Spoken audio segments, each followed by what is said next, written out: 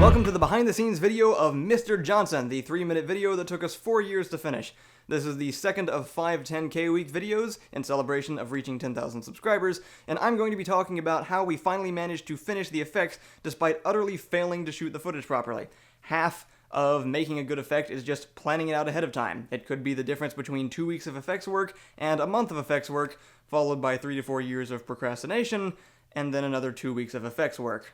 Let's start simple. This video involved a ton of motion tracking because we were sticking portals all over walls through which you could see more of the scene from a completely different perspective. Yeah, that's the simple part. If you have the current Creative Cloud version of After Effects, you have 3 options for tracking your footage. They each do things differently and are useful in different situations. The easiest and most common is the built-in point tracker, and it's the one we used for this entire video because we didn't know about the other two. It can be found in the tracking panel and does just what its name suggests. You give it a point to track and it will do its best to follow it through each frame of the footage. It can also track rotation and zoom, but it has some limitations. First of all, you have to give it something clear enough to track. If the object or point of interest doesn't really stand out to your eyes, it probably won't stand out to the tracker either. On top of that, if the point gets blurred or obscured over the course of the clip, it's going to mess up your track. If you have one or more clearly visible surfaces in your shot, like a wall or computer screen, you can use Mocha instead. It's a separate software that comes with After Effects, and it tracks entire planes instead of points. In some cases, it's much faster and better than the point tracker, but not always.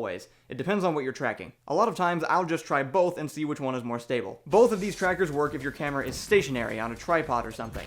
But if the camera itself is moving through 3-dimensional space, they won't always cut it. For that type of movement, you'll want a 3D tracker, and luckily, After Effects CC comes with one built right in. We actually tested it out on this shot from the soldier video we talked about yesterday, and it worked really well. Once you have your tracking data, you just apply it to a null object, which is invisible, and then whatever you want stuck, parent it to the null. With that out of the way, let's talk about background plates. In this shot, Jeffrey is supposed to fall through a portal in the ground. The problem is that this is our only shot from this angle. At no point can we see the area behind Jeffrey, so when we cut him out to animate his fall, we're left with a Jeffrey-shaped hole in our background and our hearts, and nothing to fill it with in either case. How do we fix this? Most people would say reshoot and get a background plate. But most people give crap advice, and that doesn't help us. Here's what I did. First, export a frame from your shot with the maximum amount of uncovered background and no blur. Import that into Photoshop, and then use the clone stamp tool to cover up the Jeffrey you want to remove. Luckily, this shot has a lot of repeated patterns and textures, so with enough time and care, we can pretty convincingly rebuild the missing space. Then, we track our new patch onto the original shot, and we can continue as normal, adding the portals and animating Jeffrey falling through them.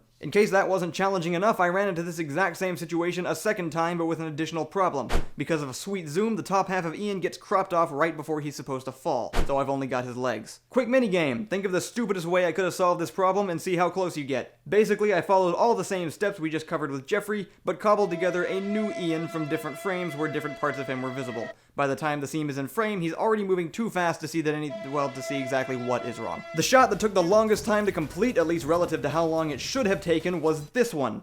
All I needed to do was put a portal on the wall behind Indy. Right behind most of Indy. For several seconds. See if you can tell what's missing. If you said a green screen, congratulations, you're smarter than me 4 years ago. If you're ever going to remove most of the background behind someone, especially behind hands or hair, use a green screen, or you will hate yourself. The solution at this point was to rotoscope around Indy frame by frame. Sometimes there are no shortcuts.